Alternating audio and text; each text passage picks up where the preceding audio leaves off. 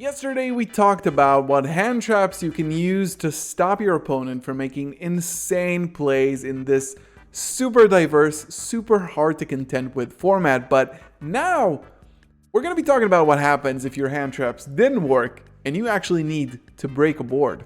If you want 5% off any single or sealed product, head over to tier0games.com and use code GALZO5 at checkout.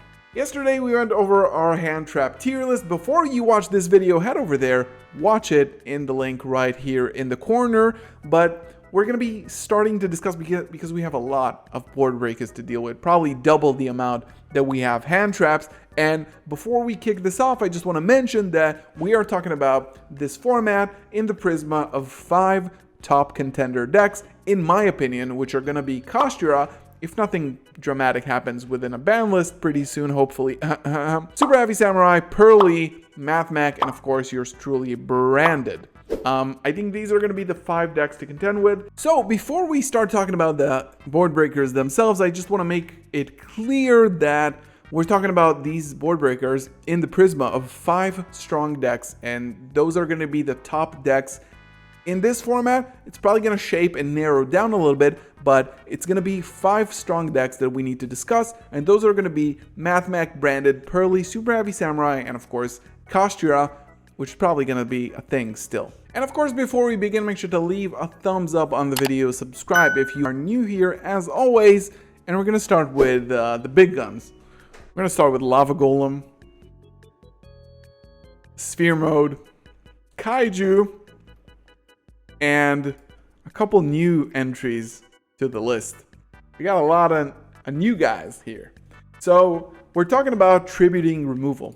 And if we're talking about, as we said in the beginning, in the prisma of 5 decks, you're talking about crazy end boards, right? You're talking about things like Pearly that have an unaffected monster. You're talking about things like Kashtira that usually end on a big guy that just banishes everything. And you're talking about Super Heavy Samurai that, of course,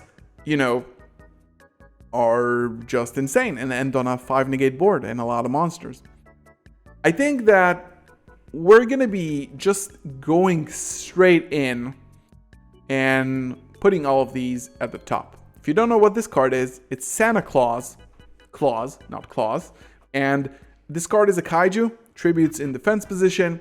Your opponent draws a card at the end phase if they control this Kaiju, and it's not once per turn, and you can do that a few times a turn if they have Santa Claus already on the field. So unlike a Kaiju that summons in defense position and you cannot summon more Kaijus to that field, Santa Claus does that actually really well. And of course Kurikara that can actually take out an entire board on its own and attack for a game.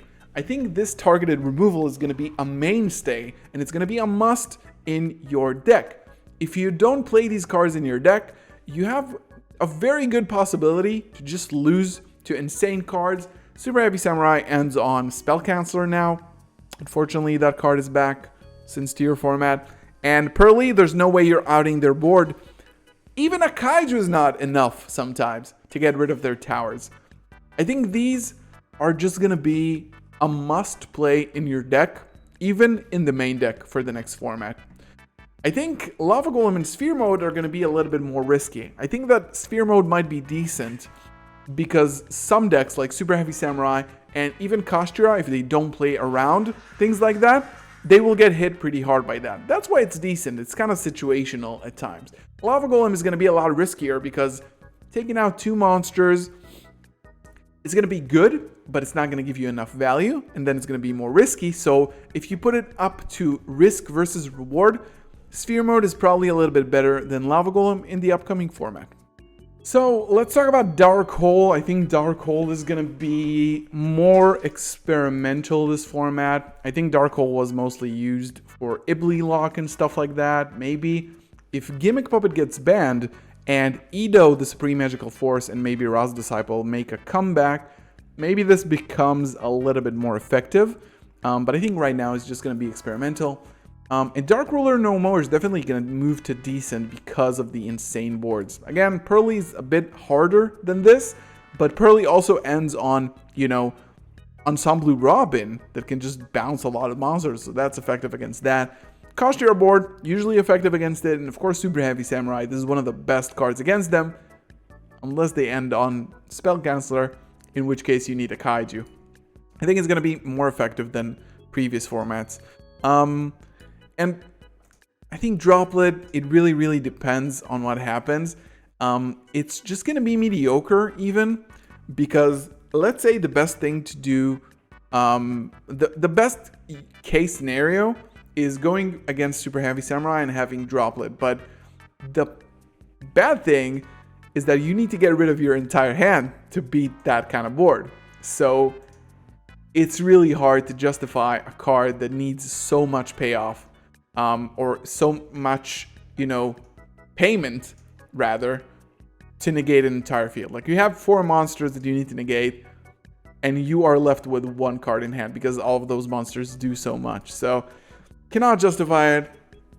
I think Lightning Storm is always going to be a bit like on the solid side. It's a good card against a lot of decks. Trap decks are still going to be around. Kashtira gets hit by this.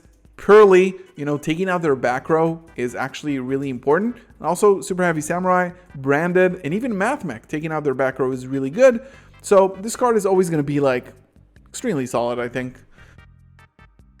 And then Talents is probably going to be the very strong. This card is just amazing. Every time you get to resolve this card is a miracle on its own. Like, getting a look at your opponent's hand, this might be like the end of your combo. After baiting everything, you're left with this, and it just feels so good. I gotta tell you, it feels amazing to activate this card. It's probably not as good as Kaiju's, but it has a strong enough effect that, it can take care of a lot of boards and a lot of game states, and it's just too good to pass up. And then Ultimate Slayer is probably going to be on the mediocre side. I don't think there's a lot to talk about here. Now, maybe with the new Synchro that was released as an exclusive in Cyberstorm Access, maybe this becomes a little bit better in certain scenarios, but this definitely depends on what happens to Kashtira.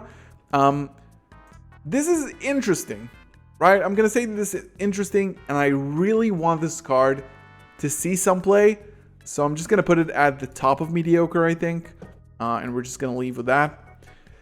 Evenly matched, unfortunately, now we're starting to deal with a lot of negates, and I think that it's just going to lose some of its power. It's still a very strong card, especially back row decks and stuff like that, but if you're looking at the last format, Evenly Matched was so good because Kashtira ended on 0 negates, and that was the board. A lot of time Tear Laments as well ended on a lot of interruptions, but 0 Omni negates. Now you're starting to deal again with boards that have a lot of negates. Signet Conflict, for example. Branded never lost to Evenly Matched. It wasn't a thing. And, maybe it's a little bit less impactful, but still a very good card. 1-for-1 trades are not going to be at this format. I'm just going to put it right here.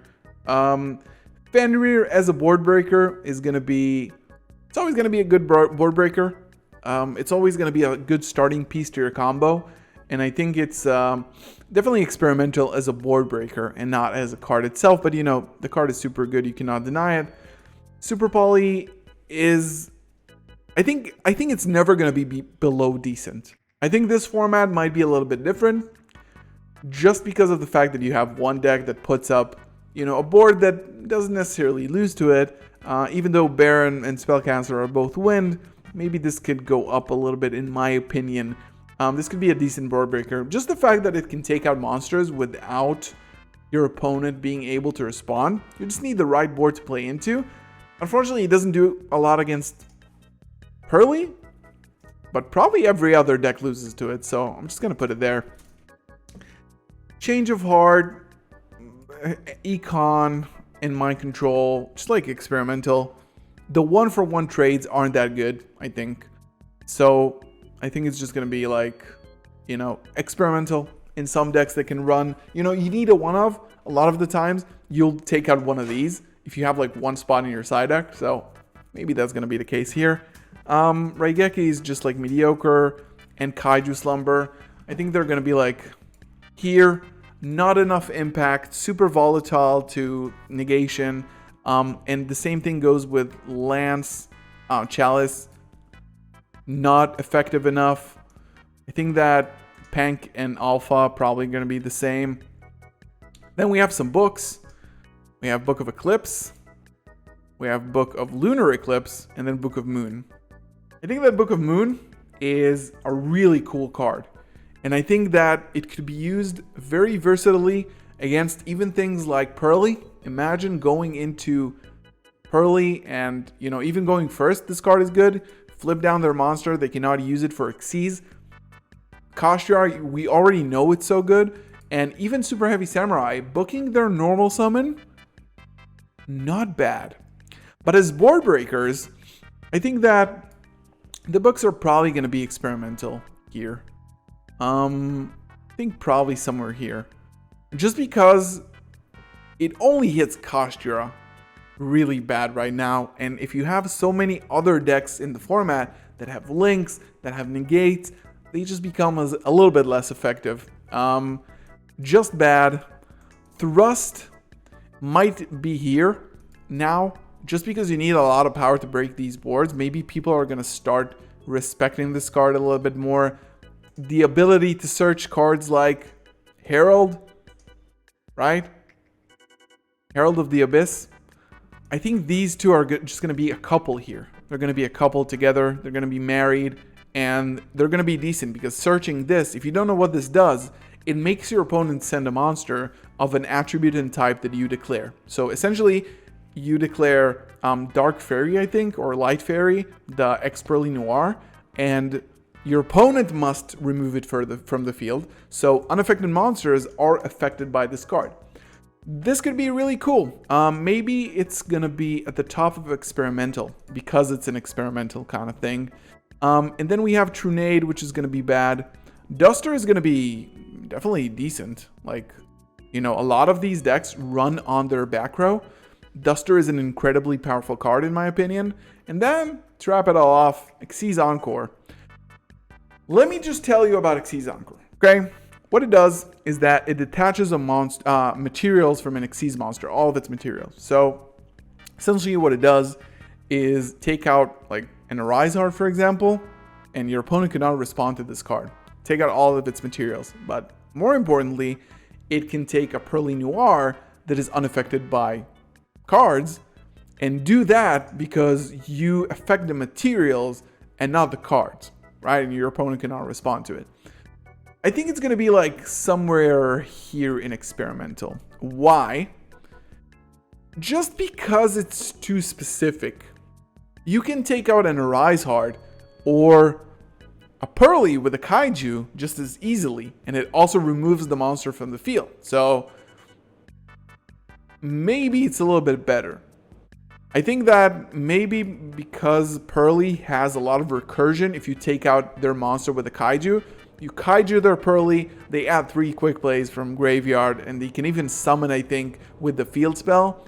And that's really bad, and most of the time you kind of don't want to do that. So maybe Xyz Encore is solid sometimes. Situationally, definitely, not against every deck, but it may be a cool toolbox if you have the room for it in your deck. And that's going to be the list.